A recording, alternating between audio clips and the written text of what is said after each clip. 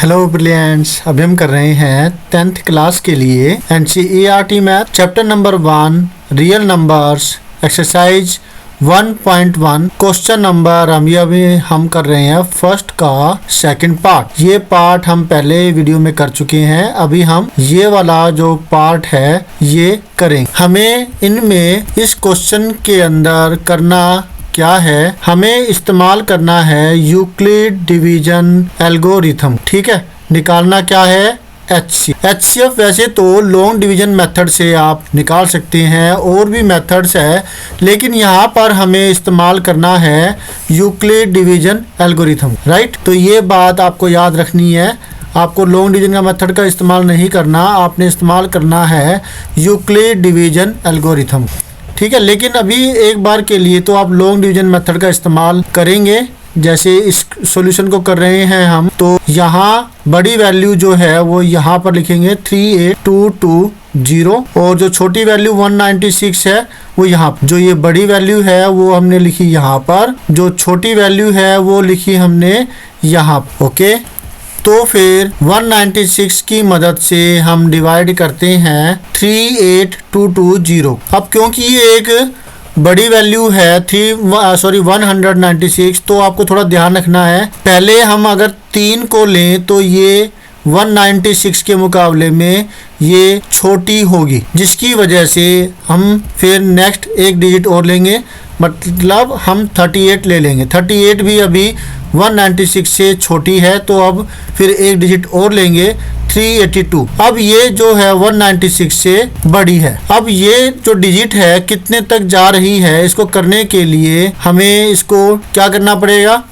196 की वैसे तो आप टेबल ही लिखते हैं। राइट, एक मेथड और भी है कि भाई हमने 382 तक डिवाइड करना है। राइट, तो हमें जो है ना 196 की टेबल नहीं आती, तो एक डिजिट मैं यहाँ छोड़ देता हूँ, एक डिजिट मैंने यहाँ पर छोड़ दी। अब 19 जो है उसकी टेबल पर 38 कितने पर जा रहा है, 2 पर जा रहा है ना, तो ये 2 जा जो है मैक्सिमम 2 तक ही जा सकता है, और 2 से ज़्यादा बिल्कुल भी नहीं।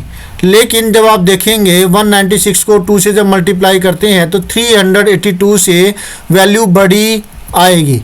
क्यों? क्योंकि 2 6 जा हो गया 12, बचा 1, 2 19 जार हो गया 38, 38 एंड 1 39, 392 आएगा जब आप 196 को 2 से मल्टीप्लाई करते हो। तो फिर 2 तो लेंगे नहीं, फिर ये 1 जा पर जाएगा, 196 1।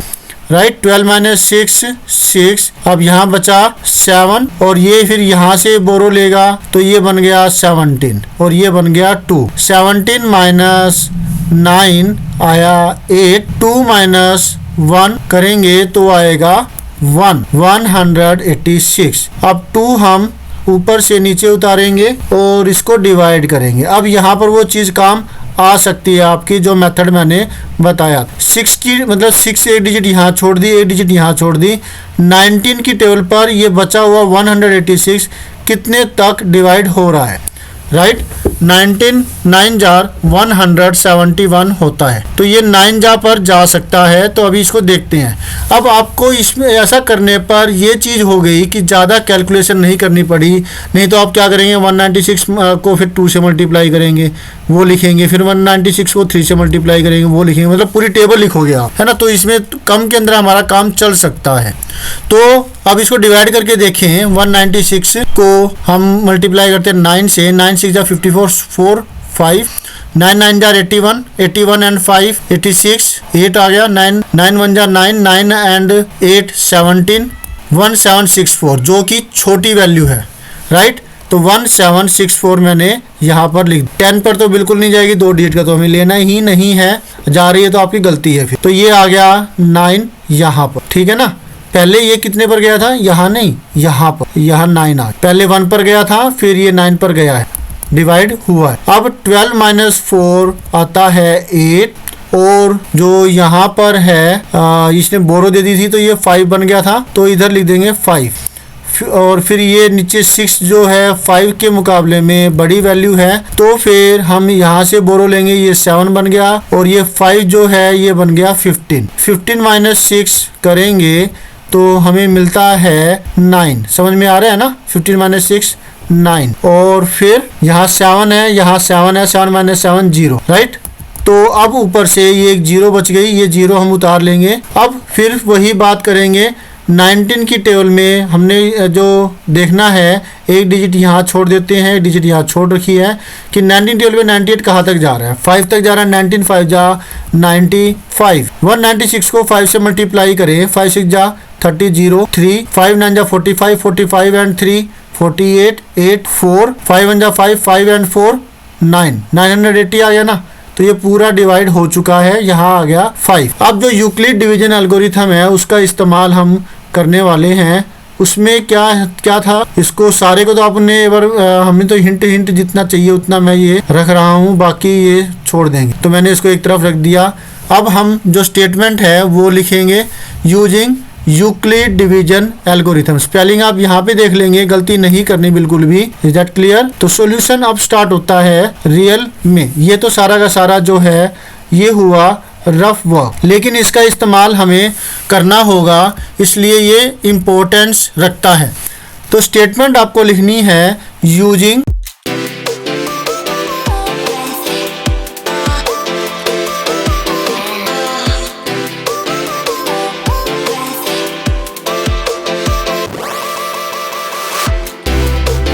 Euclid division algorithm.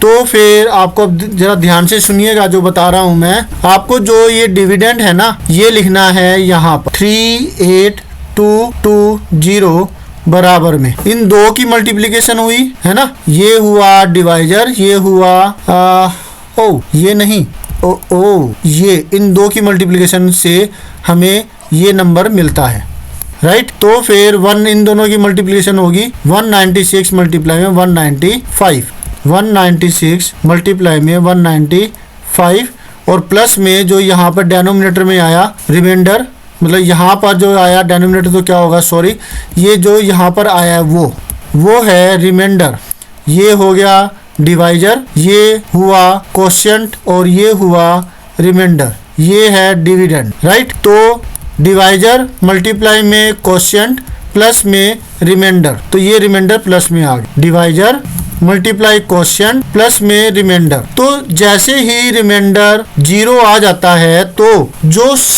इसके तुरंत पहले जो डिवाइजर था वही HCF होता है। ये मेथड है, ये एक ट्रुथ है इसके लिए, इस सम के लिए तो है। HCF of 196, 38220 is equal to जो लास्ट वाला जो डिवाइजर है जो कि यहाँ पर 196 है, एक ही है, ज्यादा की जरूरत नहीं पड़ी। इससे पहले वाले क्वेश्चन में हमें ज्यादा करना पड़ा था, 45 आया था शायद इसका आंसर, तो ज्यादा कैलकुलेशन करनी पड़ी थी, ज्यादा डिवाइजर आए थे, स्टेप बदलते रहे थे, राइट ना। तो इसलिए यहाँ पर तो एक ही बारी में ये आंसर आ गया और ये हुआ 196। जो 0 से पहले जो तुरंत पहले जो डिवाइजर है वही HCF होता है। तो 196 इसका आंसर हुआ। ये जो है इसी इतना ही करना है बस आंसर। बस यहाँ पर कैलकुलेशन थोड़ी ज़्यादा करनी पड़ी होगी आपको, तो ये तो आपको करनी ही पड़ेगी। हो सकता है इससे भी बड़ी करनी पड़े या छोटी करनी पड़े, तो आपको ये ध्यान रखना, क्योंकि अभी तो सिस्टम थोड़ा सा गड़बड़ाया हुआ है लॉकडाउन की वजह से, कोरोना वायरस की वजह से।